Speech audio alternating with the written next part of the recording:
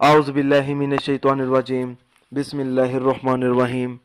अस्सलामुअलैकुम नाज़रीन हज़रात, आप देख रहे हैं ज़ोया लाइफ हेल्थ केयर। दोस्तों, आज मैं आप लोगों के लिए एक बेहतरीन अमल लेकर आया हूँ।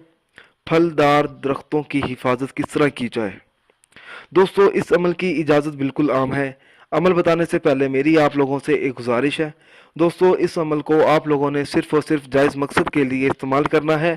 नाजायज़ मकसद के लिए हरगिज़ इस्तेमाल नहीं करना, वरना कोई फ़ायदा नहीं होगा।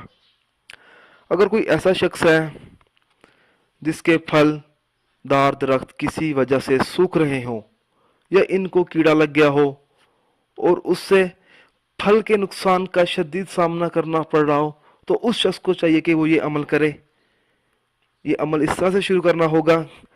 नमाज फजर के बाद बावजू हालत में किबला की तरफ मुंह कर कर सफ़ेद कागज़ के इतने टुकड़े ले जिस कदर इसके बाग में दरख्त मौजूद हैं, और हर टुकड़े पर सूरत मुल्क का नक्श ज़ैफ़रान व गुलाब लिखे और इन पर सूरत मुल्क 20 मरतबा पढ़कर दम भी करे।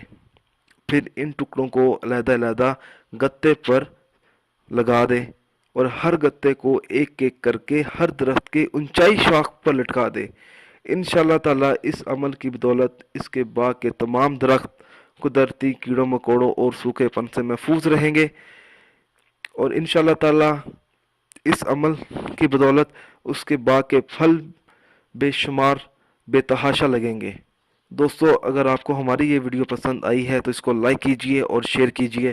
साथ ही मेरे channel Zoya life health care को सब्सक्राइब करना हरगिज़ न भूलें, ताकि आपको आगे आने वाली वीडियोस की मालूमात मिलती रहे। जज़ाकल्लाह।